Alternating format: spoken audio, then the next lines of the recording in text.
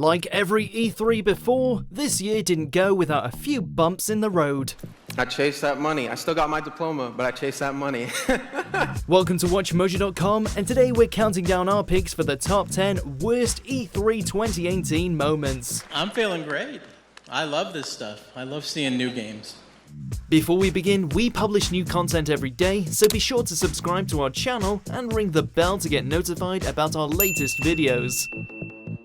For this list, we're reviewing the various moments that were the lowest points during the press conferences of E3 2018. Number 10, that Madden NFL 18 belt champion, Electronic Arts. At some point he's going to need to get out of this quarterfinal and claim a major. Because of course Electronic Arts has to kick off our list. It's practically tradition. Admittingly, EA was decent in showing quick trailers for sports titles, unlike previous years where theatrics and celebrities would butt into these announcements, further extending their necessary duration. Just when we thought they went through sports games without the theatrics, the Madden NFL 19 trailer ended and out walked someone who won a belt in an esports tournament or something. That's awesome. That belt is so amazing. There's a lot of, bling on that belt for you.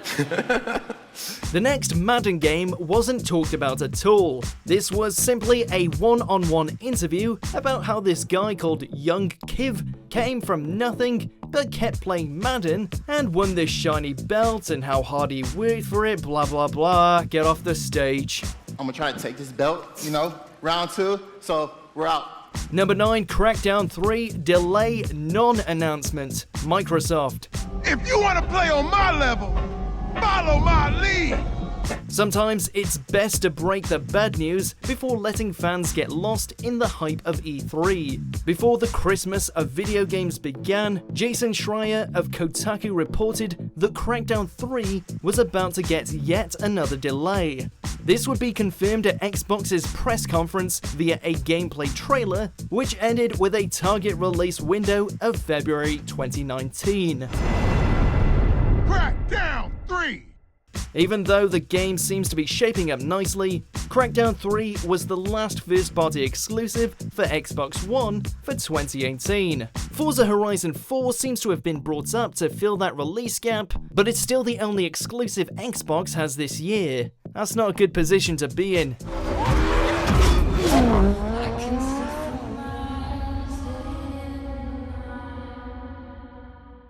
Number 8, live performances, Bethesda and Sony.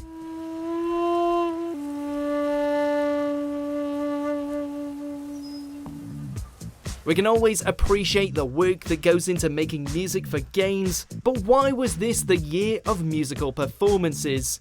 The solo banjo and flute performances at Sony lacked onstage energy to be engaging, while Andrew WK made Bethesda's conference a little awkward in the beginning. Just look at the audience.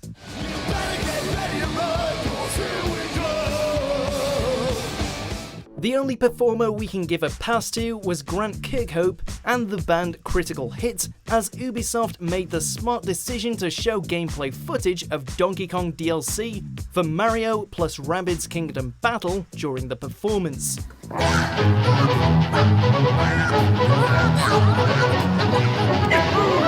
As for the others, they simply dragged on too long and were completely unnecessary. We're here for the new games, guys. Number 7, Battlefield 5 Royale announcement, Electronic Arts. You'll get something I know a lot of you have been asking for. In our top 10 E3 2018 predictions video, we said that we'd be dreading announcements for multiplayer Battle Royale games. There were a total of 4, and EA wasted no time to give us the first one. We're out here chasing money. After their briefing, DICE teased that Battlefield 5 will be getting a game mode we've supposedly been asking for, Royale. Our initial thoughts were, funny joke guys. Then they started getting into the specifics. They were not joking, and their announcement was followed by some groans and booing from the audience. Royale. time to tone down the Battle Royale jokes, guys. They're starting to take us seriously. Number 6, please applaud for Rage 2, Bethesda.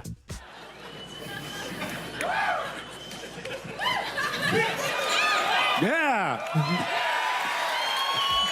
We may not have asked for a sequel to Rage, but so far the game is looking somewhat enjoyable.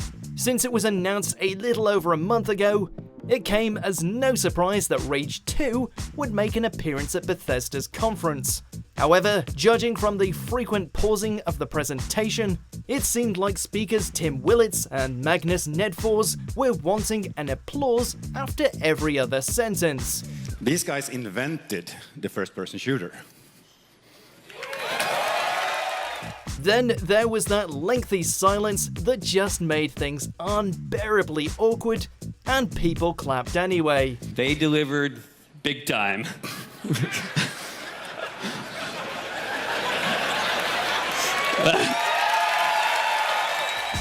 We're guessing it was a mishap with a teleprompter. Is it too early to call this the Welland's curse?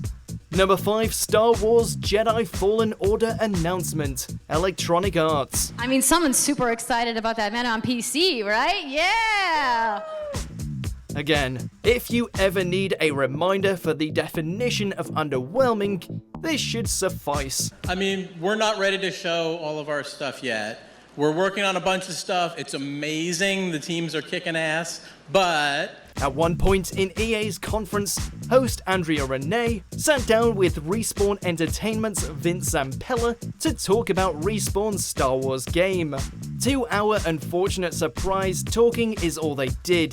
Zampella revealed that Respawn's game is called Star Wars Jedi Fallen Order, where you play as a Jedi, and it's scheduled for holiday of 2019. So does that mean I get to like hold a lightsaber? Yes. That's it. No trailer, no concept art, no logo reveal, nothing. Not to mention, we've already played as a Jedi in multiple Star Wars games in the past, so this announcement doesn't exactly make us crazy. Oh, you guys got any guesses? I bet you the internet is going wild right now. I hope so. Number 4, Ubisoft's Dancing Panda. Ubisoft.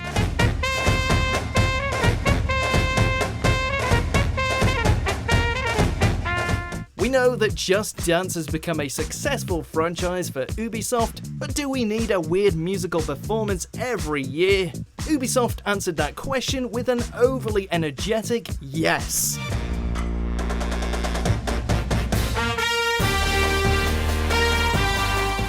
So this year, we got to see a dancing panda lead a marching band into the auditorium and attempt to get people partying.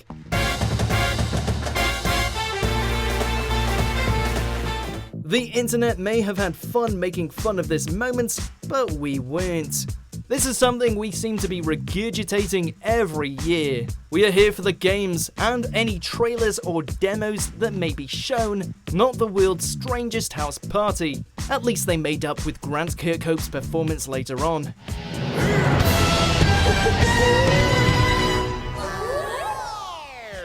Number 3, the PlayStation Intermission. Sony. We're taking a quick intermission while folks move along to the next part of the experience. We'll have a little bit more to share on that later. At the start of PlayStation's conference, Sean Layden said things were going to be a little different this year. Okay, so Okay, but how different are we talking?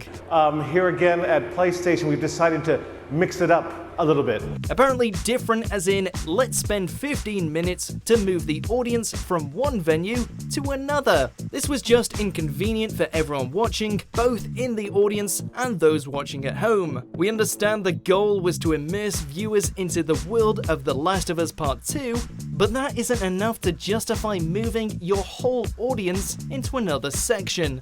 It was completely unnecessary, it hurt the whole quality of the conference, and whoever thought that it was a good idea should be locked out of future Sony boardroom meetings. Number 2, Final Fantasy VII Remake is MIA, Square Enix. In its wake came an age of silence. Depending on who you ask, Square Enix held a conference just as terrible as EA's. Some felt it was okay, while others saw it as a complete waste of time. However, the biggest question on our minds was, what's going on with the Final Fantasy VII Remake?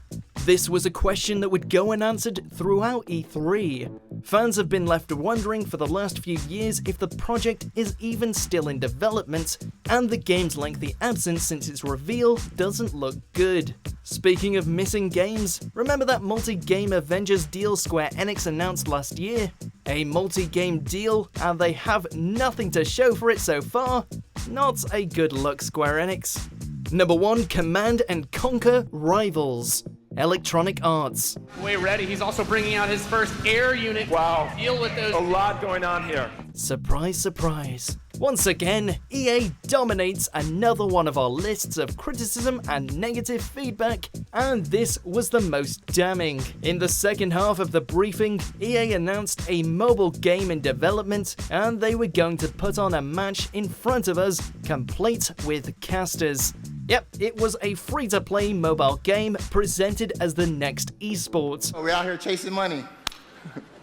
The match was boring to watch and dragged on for far too long. Amazing.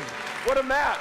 Thank you so much. That was awesome. Any thoughts, guys? When it was revealed that this was a Command & Conquer game, it was official. Command & Conquer is dead. The hilariously outrageous strategy series we knew and loved is no longer here. So long, old friend. We'll see you in space.